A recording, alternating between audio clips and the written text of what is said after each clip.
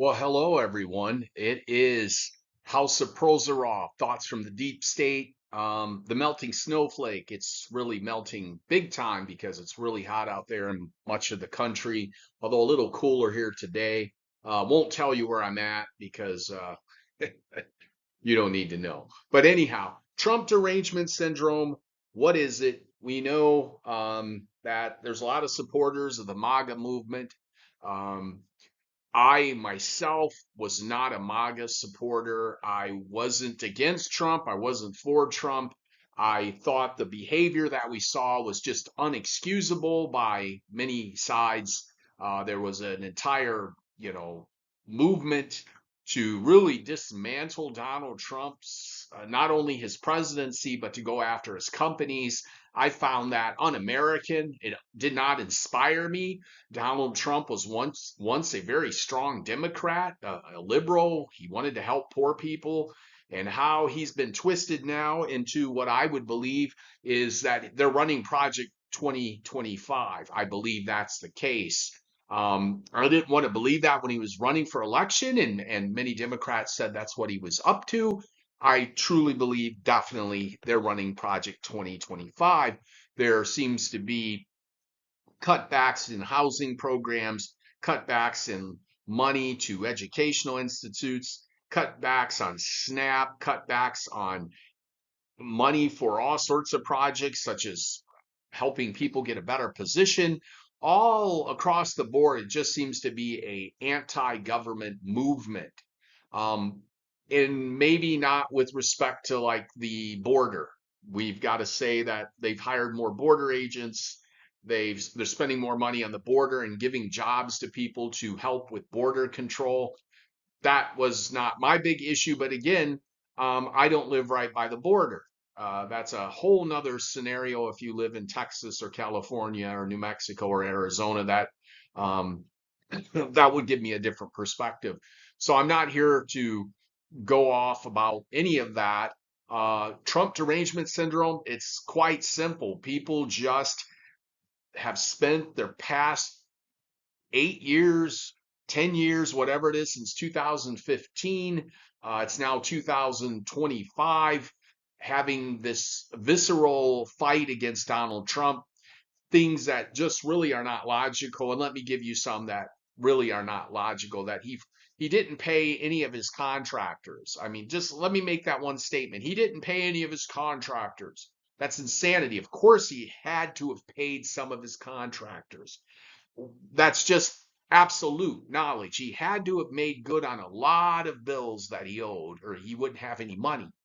I mean, yeah, people get into trouble. He's gotten into trouble because he's probably tried a lot of risky things, and he's went for the home runs and they failed, and he has a lot of bankruptcies and failures where sometimes people got uh, 80, 90% of their money. Sometimes they got half of that. And sometimes, I guess, in a few cases, they got nothing. But in most cases, he tried to pay anybody that worked for him. And many of these so-called sufferers of Trump derangement syndrome have really eviscerated and made it much more plausible that Donald Trump would win again in 2024 as he did. They actually set the stage for that because some of what they were saying was an absolute lie. They took it as it didn't matter. It didn't have to be that truthful because Trump's just a bad guy anyhow, so we can say anything about it.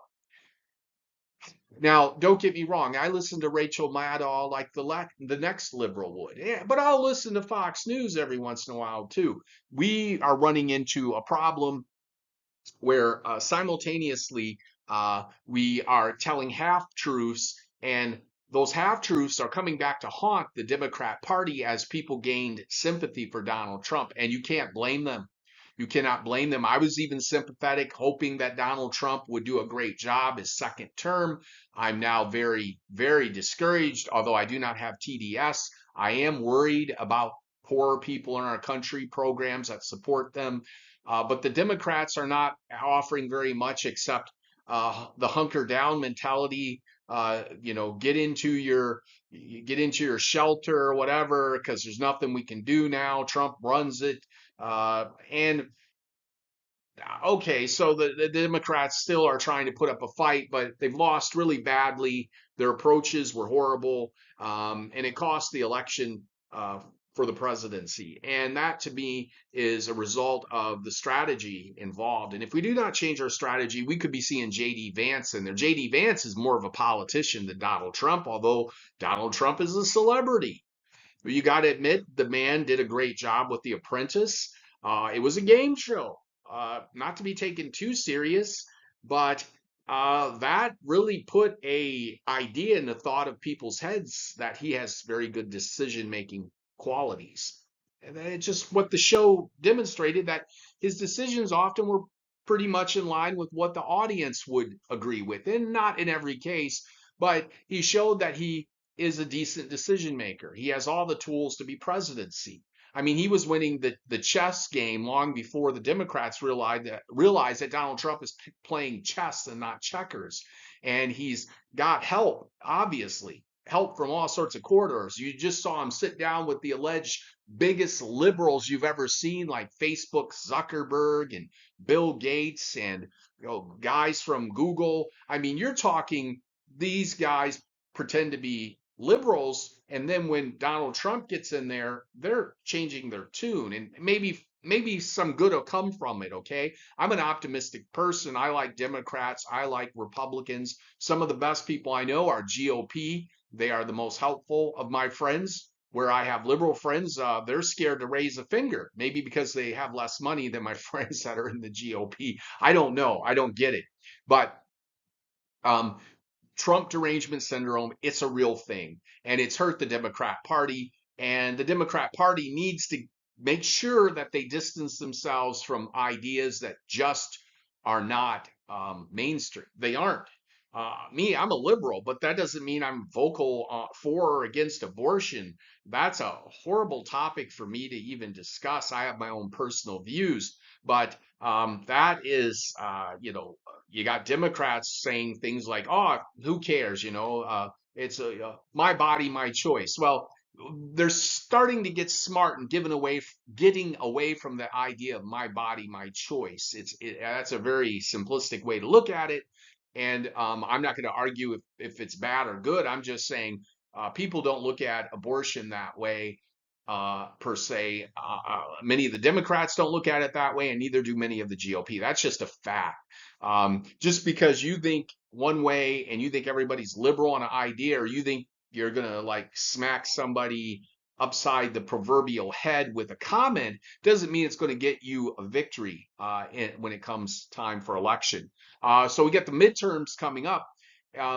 If the Democrats botch this, I mean, you can say goodbye to a lot of rights poorer folks have come to enjoy, such as SNAP benefits being raised, such as Social Security being adjusted for cost of living, legal rights of the poor people to get their cases not only into to get a lawyer for when they're in trouble with the law for a criminal case, but to get we need a new system where we actually give support for people who have civil cases. We don't want that because everybody hates lawsuits, but never mind that group that Donald Trump just sat down with, the high tech boys, Zuckerberg, Gates, the Google guys. There's many more of them. He just sat down with all these guys who sue each other all the time. They sue each other left and right. Everything's a lawsuit. Everything is a legal code. But if a poor person does it, it's ruining the economy. Um, I doubt it. And we need to stop thinking that rights for poor people don't apply when they don't have money. That's the new legal code. It's money, isn't it? You have money, you have rights. You don't have money, you don't have rights. Shut up. Don't you dare be protesting. There seems to be that kind of vibe going on. We protested big over George Floyd, which was needed, but we're not protesting to live better, to have more money, to have more time off, to not be a slave to AI, to not be a slave to these tech people. And the tech people may not always be the worst on the surface, but we go down the food chain and you get some really bad people who are business owners, and they do great things and they do not so great things. So employees should have some rights. And of course, we say, well, you have the right to always quit the job. It seems to be every time you quit a job, if you ask me, you seem to be almost out of the workforce for at least 3 to 6 months. And we do have what they call temporary job services. That's supposed to be the link between all of this, but they hardly seem to work very well at all. You end up actually usually with a worse job than the one you might have walked away from. And, it is what it is. But all I wanted to say, going back to my main point of this talk, and I did digress, it's that TDS, Trump Derangement Syndrome, is not going to fix the problem. I thought trying to throw somebody in prison, throw his family in prison, confiscate his property. It really was on the level of Chinese communism. Even though I'm a liberal and want to see all these government programs work, and I want to see people actually find a way to keep more of their tax money, yet find ways to just print the money to do what we need to do, rather than make some poor guy pay for it. Let people have their money. Why can't we have inflation caps? So there's all sorts of things we could do as liberals that don't require punishing the general public or even rich people. I'd like to be a rich person just because I'm liberal, fiscally liberal. I got to say, I'm fiscally liberal. I like spending money, especially other people's money, but I understand why that's wrong too. That's wrong too because it has the potential, of course, to get out of hand, and we don't want to punish people who produce. We want them to be rewarded for producing and making society better. So we need to look at ways to print money where you don't even have to tax people. I know we can do it to a degree. We already do it to a degree. What's with the CIA entrepreneurship funds that Facebook and Google, I bet, got? You go look that one up, see if I'm telling you a lie or if it's true. But projection does become reality. The Trump derangement syndrome made it happen. You projected such insanity into the universe that Trump got reelected again for a second time. And going after him, trying to arrest him, throw him in jail, impeach him, forget that. Go win an election. Go win elections. That's what we need. The poor people can't afford to try and gel people. That's what they've been doing to the poor people, gelling them. So there's got to be a lot of Trump sympathizers that were Democrats, and they looked at it and said, "You're just trying to jail Trump." That's what was done to me in the system, and they sympathized with Trump, and they did, and he won. And this has been Thoughts from the Deep State. Take everything I say with a grain of salt. I'll see you later. This has been another melting snowflake moment.